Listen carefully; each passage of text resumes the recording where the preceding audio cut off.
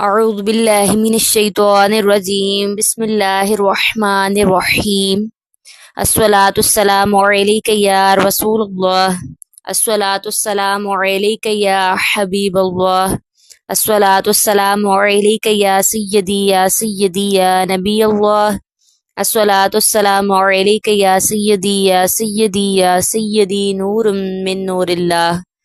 بسم اللہ الرحمن الرحیم اللہم صل علی محمد عبدک ورسولک وصل علی المؤمنین والمؤمنات والمسلمین والمسلمات۔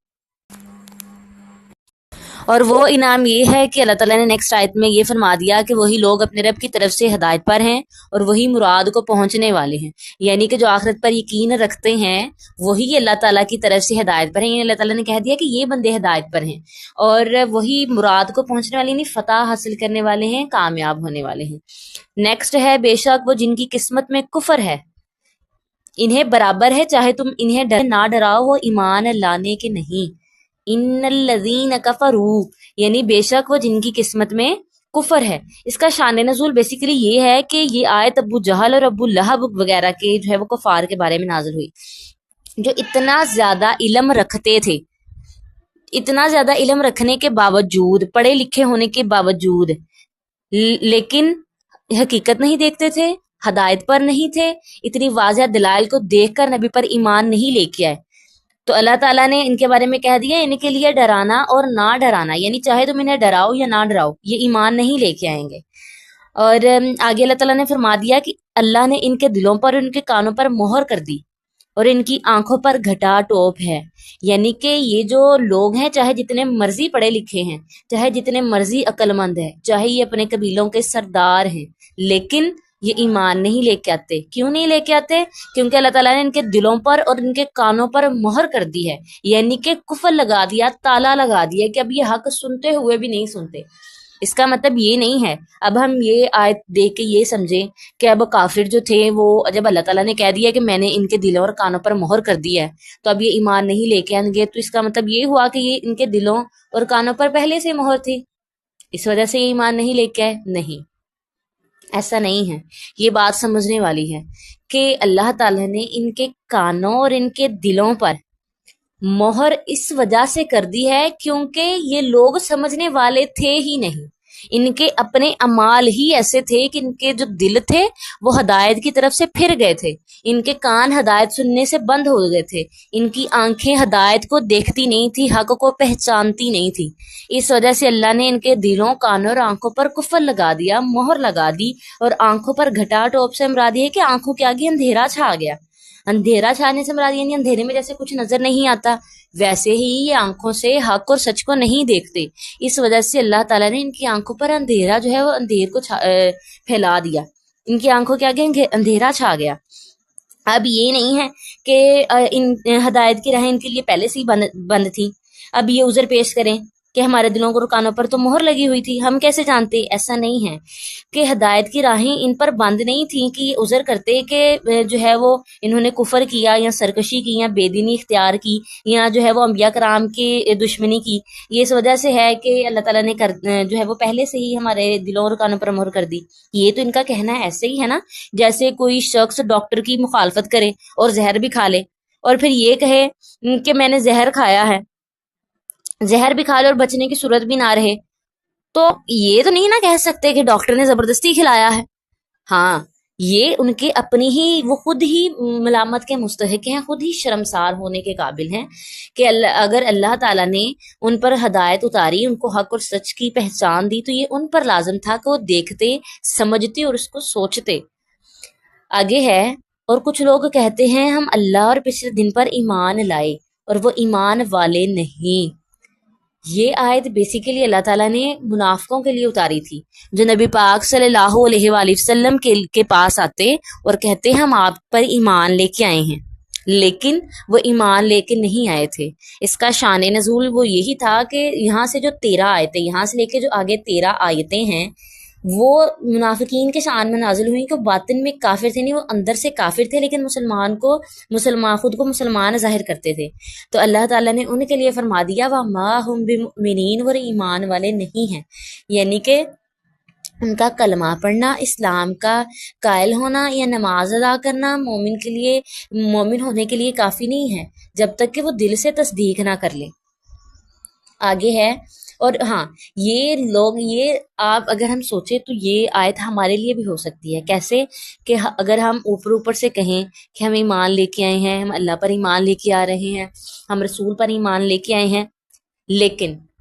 دل سے ہمارے اس بات پر یقین نہ ہو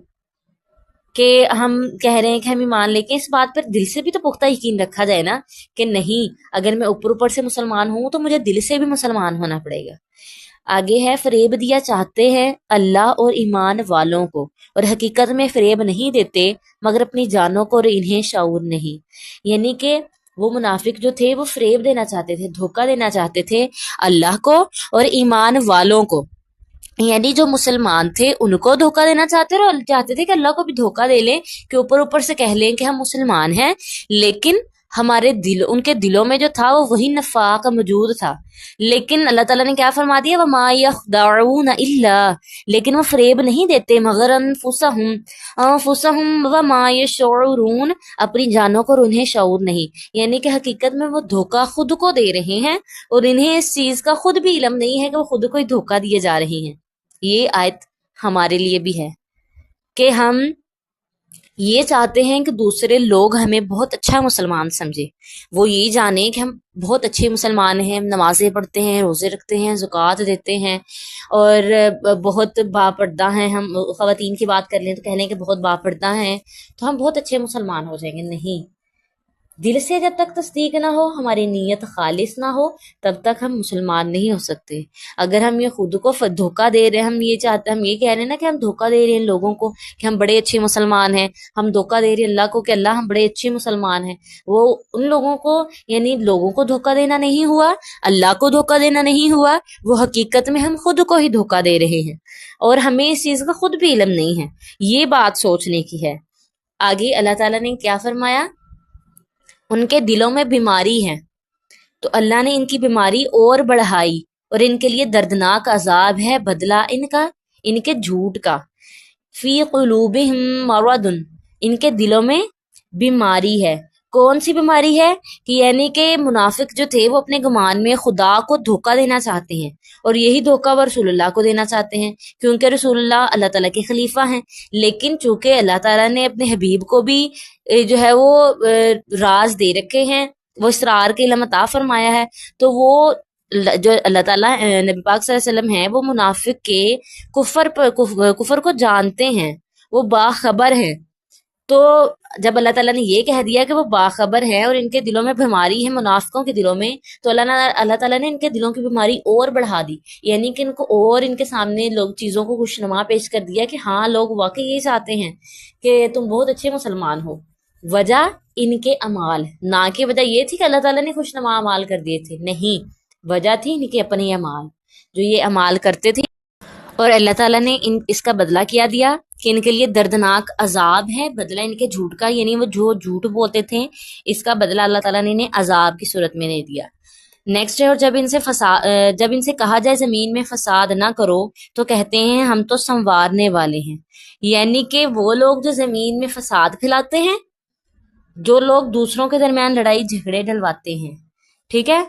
ان لوگوں سے جب یہ کہا جائے کہ زمین میں فساد نہ کرو تو وہ یہ نہیں کہتے کہ ہم فساد نہیں کریں گے، وہ یہ کہتے ہیں کہ ہم کب فساد کرتے ہیں، ہم تو فساد کو ٹھیک کرنے والے ہیں۔ یعنی کہ آج کے دور میں بھی اگر لوگ دیکھ لیں کہ اگر کسی دو لوگوں کے درمیان جھگڑا ہو رہا ہو تو تیسرا شخص اگر کوئی جلتی پر تیل کا کام کر رہا ہو اور اسے کہہ دینا کہ تم جلتی پر تیل کا کام کر رہے ہو، تو یہ کہتا ہے میں کون سی ان کی لڑائی کو بڑھا رہا ہوں، یا تو میں حقیقت بیان کر رہا ہوں یا میں ان کا جھگڑا کم کر رہا ہوں۔ یہ چیزیں آج کل جو ہیں ہوتی ہیں، تو اللہ تعالیٰ نے یہ فرما دیا جب ان سے کہا جائے کہ